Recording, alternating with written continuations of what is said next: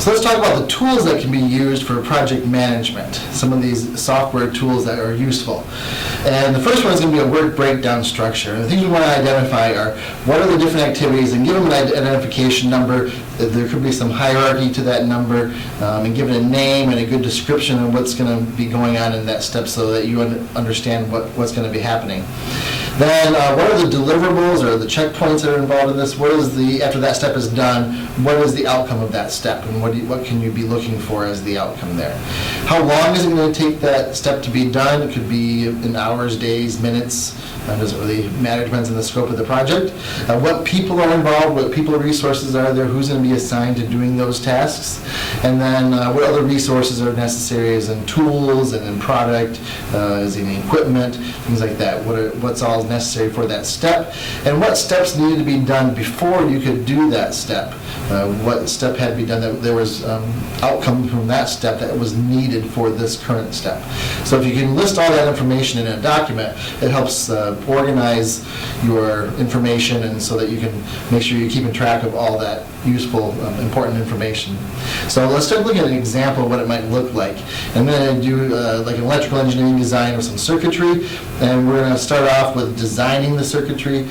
Someone will be in charge of designing that as one of the steps, and there's a description here we'll write out that we have to make sure that we have a detailed design, and we can verify the design in a simulation to show that it's going to work.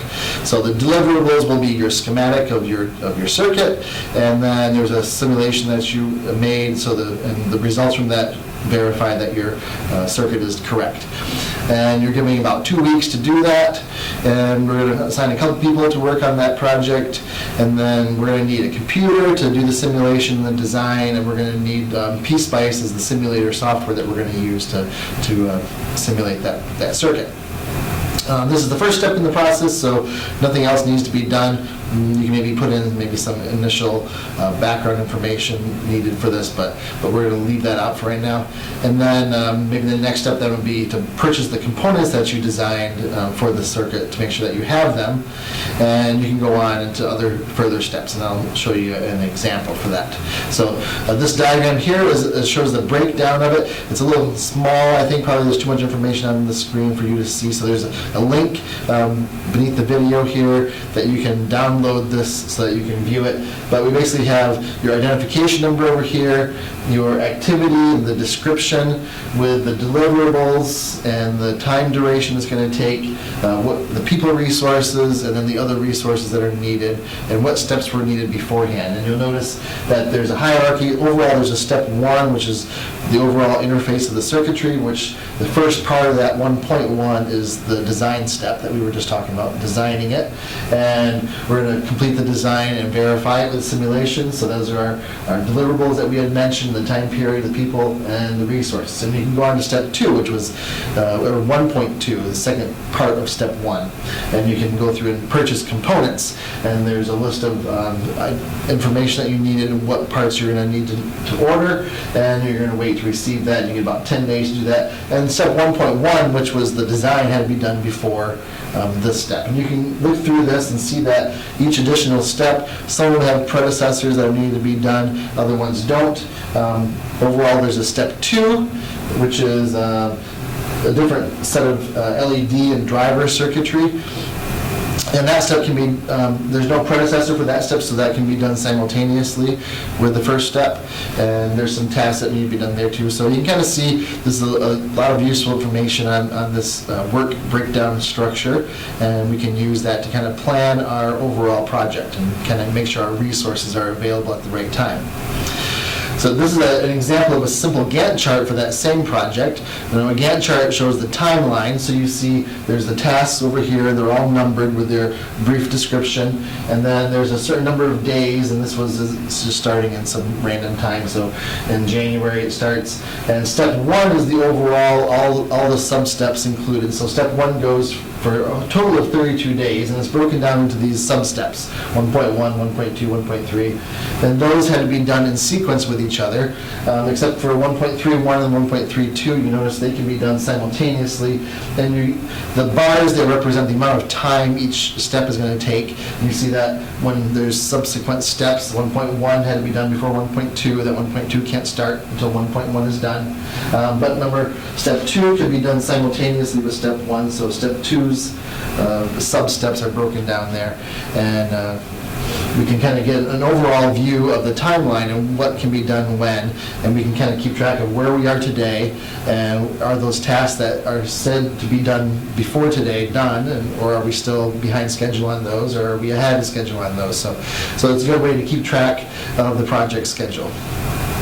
So you can make these on a spreadsheet. It's pretty simple to do on a spreadsheet, Microsoft Excel. You can also, they have a built-in one that you can download. When you start a new document, you can choose to download a new Gantt chart, and you can fill it in. It's probably a lot more detailed than this one. This is a pretty simple one.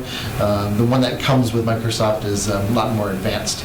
And you can also use Microsoft Project. It's another software that's specifically designed for project management and keeping track of things and making Gantt charts. So it's another useful tool that we have available on the computer system. This is a more detailed example of a Gantt chart, which again shows some of the steps there. This one also includes the start date and finish dates for each step, so you can see what those dates are, and then it shows the timeline over there. And there's also arrows that show which step had to be done before which subsequent step. So there's arrows that show the path through the whole project, so that you can make sure that you get done in the end. You can kind of keep track of where you are by what the date is today. So one useful thing for using Gantt charts is it's a real visual way to see what's going on, and you can keep track of the schedule, and it's easy to understand. So you can clearly see all the steps, and you can know where you are today, and you can see what's behind schedule, what's ahead of schedule. So it's good for small projects, medium projects. When you get a really big project where there's lots of tasks, it may be hard to display that on a single piece of paper.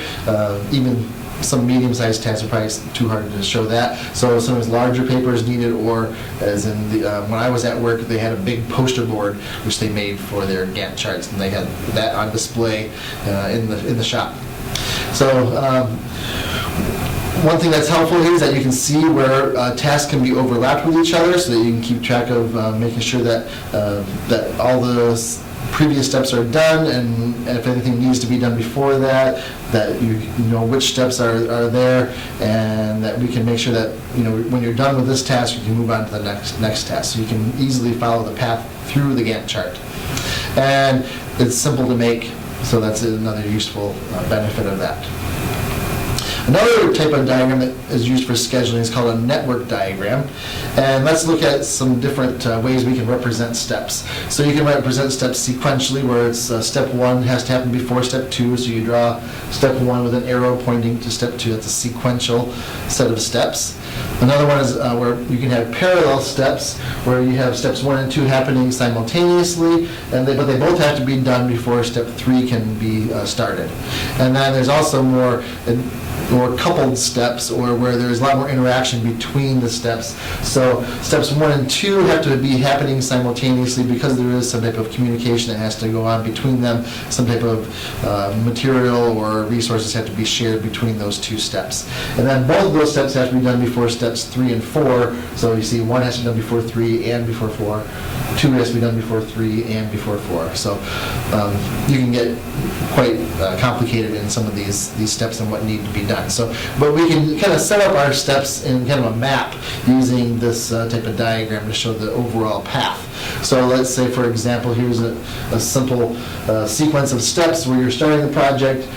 Step 1 and 2 can be happening concurrently. Step 1 takes 14 days, but step 2 only takes 8 days. When you're done with step 2, you can move on to step 3, which takes 14 days, but both steps 1 and 3 have to be done before you can go on to steps 4 and 5. And then 4 and 5 can be completed, and then you're done with the project. So if we look at this, it's going to take 14 days there from the beginning.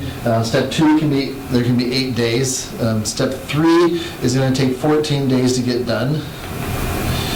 Step 4 takes 6 days to get done, and we can do that, but we can only start step 4 after steps 1 and steps 3 are done, and step 5 is going to take 12 days, but it also has to be, step 1 has to be done and step 3 has to be done. So as you go through this sequence of steps, you notice that step 1 gets done a little early before steps 2 and 3, so there's a little bit of time available, where step 1, there's nothing really happening after that in that path through the sequence of events. So we call that some slack time. And one of the things we're trying to identify is, how soon can this overall project get done? So, which is called the critical path. What is the critical path through this project, and how much time is it going to take overall to get done? And you notice, if you look at steps 1 to 5 to end, that there's it's going to take 14 days plus 12 days is 26 days. If you look at step 1 to 4 to end, that's 14 days plus 6 days is 20 days. There's steps 2 to 3 to 5 to the end. That's 8 plus 14 plus 12 is 34 days. And steps 2, 3, 4 to the end takes an overall of 28 days. So the soonest this project is going to be done is when the path 2, 3, 5 to the end is completed. That's the soonest the whole project is going to get done, which is 34 days. So in some of the other paths, you have some slack time, which is helpful to identify what is the important path through here, what is that critical path, so that you can focus resources on there to make sure there's no delays in that sequence, because any delays in the critical path, which is basically along that bottom edge there, if there's any delays in any of those tasks, it's going to delay the whole project. If there's a delay in step 1, it can delay for a few days, and it's not going to make a difference overall in the project. Or if there's a delay in step 4, it's not going to make a difference in the whole project, unless the delay is really long. So you can monitor those steps, and you can kind of keep track of making sure that delays aren't happening in the critical path. And if you want to speed things up, put in more resources into the critical path in order to get that done sooner, and the whole project will get done sooner. So some benefits of a network diagram or a PERT diagram are that we can kind of see the path very clearly. You can see what steps are dependent on which previous steps. We can figure out what is that critical path, so we can identify where is the important resources going to have to be focused on. We can figure out how much slack time is associated, so you can build in some delays on some previous tasks, or maybe try to get rid of some of those delays by reorganizing that path and trying to rebalance that to avoid more slack time. And we can also look at maybe optimistic times and pessimistic times. Those times that were given on the PERT diagram are some examples of just kind of an estimate of the time that you think it might take. But maybe if things are really great that day, you have some really hard workers, and you have all your resources available, maybe things can be done sooner. You have a really hard worker on the team. But maybe someone gets sick or the equipment breaks down, what's the pessimistic time? So you kind of estimate how's that going to affect my project, how much longer is it going to take? So it's useful, these are useful for large projects and keeping track of all those tasks. So that's some examples of some tools you can use for project management, and we'll incorporate a few of those in our